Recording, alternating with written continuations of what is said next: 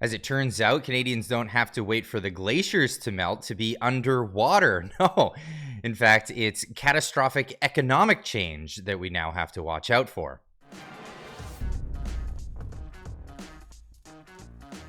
Before we get into this story today, I want to talk about the Reclaiming Canada conference. It's happening June 21st to 23rd in Victoria, beautiful Victoria, British Columbia. That's right. There's going to be a lot of great speakers, including yours truly. And of course, you guys all know Marty up north. He'll be there as well.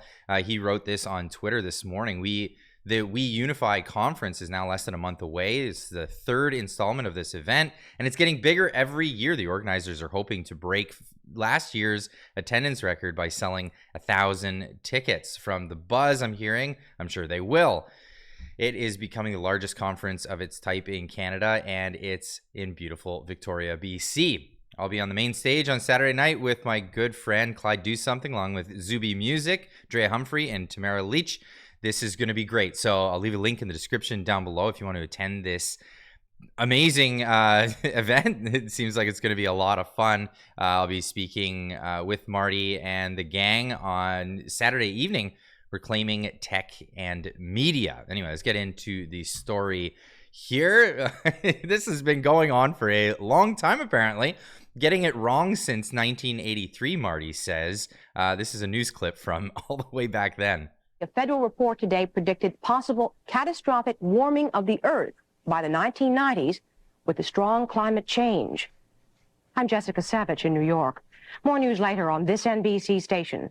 Yeah, of course, that didn't turn out to be accurate. Now, the Liberals at this point, and sorry for having to put the nails to the chalkboard this morning for you in this video, but this is Chrystia Freeland bragging about how they've recovered, the economy is recovering, and how great it's getting under their watch.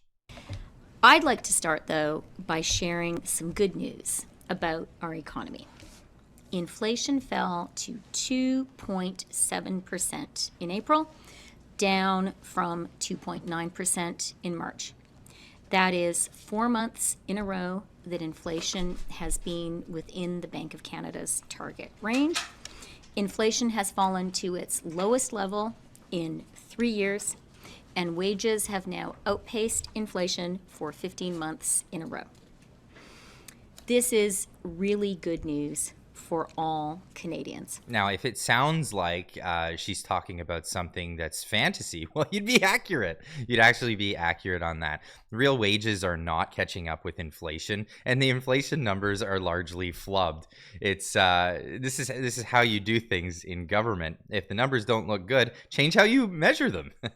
Change the ruler. They're changing the CPI all the time, the Consumer Price Index, despite the fact that this is just a measure of inflation. Inflation is the actual expansion of the monetary supply, which causes the effects of inflation. We see it when we go to the grocery store. We see it when we get gas at the pump. Not to mention the carbon tax that they've added to that and keep adding to that. This is the real story of the economic situation in Canada. Andrew Scheer putting this out on X saying, imagine if you had an extra $4,200 a year.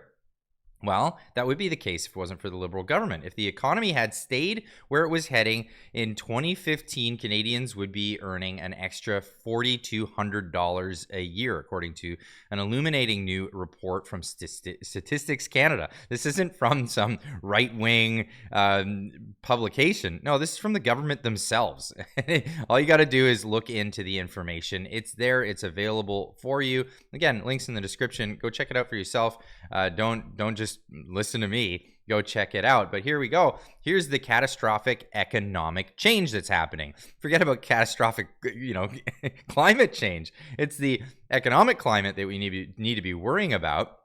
And this is Nya Pfannerstill on Twitter saying, finance peeps might want to catch this government meeting. I wasn't able to attend it because I have a day job, so I had to do that. So I'm sure some clips are going to be coming out about this meeting, but they may want to discuss the 10% reduction in Canadian GDP due to climate policies as predicted by the Bank of Canada. This isn't some, again, crazy right-wing publication, think tank kind of thing. No, this is coming right from the source. Of course, looking at a long-term 10% reduction in our GDP thanks to climate policies. This is where we're really headed. But is this anything that you'd maybe not predict coming out of the Liberal Party? Of course, this is the party and prime minister that said this while he was running for office. The commitment needs to be a commitment to grow the economy, and the budget will balance itself. This way, they're artificially fixing a target of a balanced budget in an election year, and they're going through all sorts of twists and turns and bends to try and get it just right, and the timing just right in the announcement. And that's irresponsible. And how well did that work out? How great has that worked out? And we might also want to remember this one when a reporter was asking, hey, what are you going to do when, future governments have to pay off all this debt that you're bringing on for us here in the country? Regardless of what that figure is exactly, future governments are going to have to carry that debt. The servicing costs on that are going to be very high. Sorry? The servicing costs on the debt that you're going to have to carry, that you're adding to now, right? Interest rates are at historic lows, Glenn. Oh, that didn't age Okay, but it's still well. a lot of money. No. It's still a lot of money. No. And you don't know where. Okay, but how are you going to pay for that? How are you going to pay for those costs in future years? Are you going to increase taxes, or are you going to cut programs? Okay. Spoiler, he didn't answer the question, but we all know what happened in the end. They raised taxes. They had to raise taxes, and this is exactly where we are with this. And of course, jaw-dropping about these raising of taxes. This is Dan Mazier putting this out there. Trudeau's radical environment minister refuses to tell Canadians if the Liberals will further raise carbon taxes higher than their current plan to quadruple it. This is the plan. They want to quadruple the carbon tax, but will they go even further afterwards? He doesn't feel that he is obliged to answer this. Has your government decided whether they will increase the carbon tax over $170 a ton past 2030? Yes or no? There's been, as the chair of the committee said earlier, I'm not obliged to answer yes or no to those questions. There's been no such determination made at this point.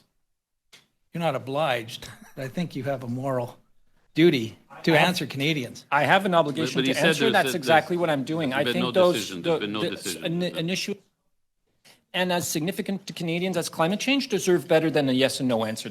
I guess that's my point. Yes, they absolutely do. If you're going to go beyond quadrupling the carbon tax, absolutely. Any indication? Do you think you might? And I'll remind you that it's not a carbon tax. It's a pricing system on carbon. So the way it's going. Oh, it's not a carbon tax. It's a price. It's a tax. It's an obligatory. You can't opt out of it. Levy on carbon. It's a carbon tax. It doesn't matter how you wrap that, polish that turd. It's exactly what it is. You think it might, or it might not? I think it's the third time. I'm happy to repeat it again. It's your time, sir. We haven't had any conversations about that. Unbelievable, but this is what you're gonna get from a guy who, well, we all know who he works for, and that's exactly it. Why is there no carbon taxes in China? Well, that's because China already has a communist government.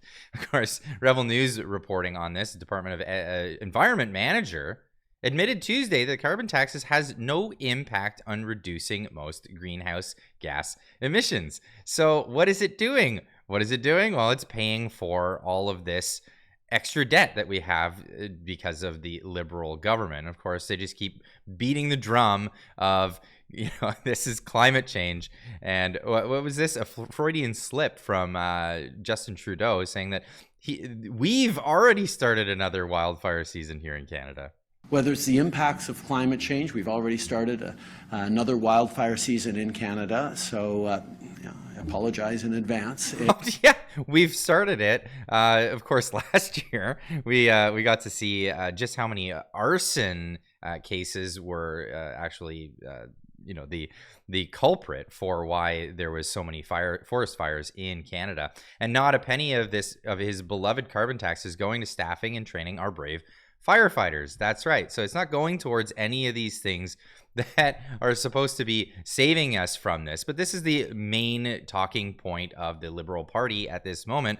Sometimes it seems like they're just posting their L's at this point. People are tired of this. They don't want to be underwater financially. And they're not very worried about being underwater due to catastrophic climate change. It's more about the catastrophic economic changes that are happening here in Canada, and of course posting their L's. Pierre Poilievre voted against environment and climate 400 times. Record shows that he voted against these bad economic policies.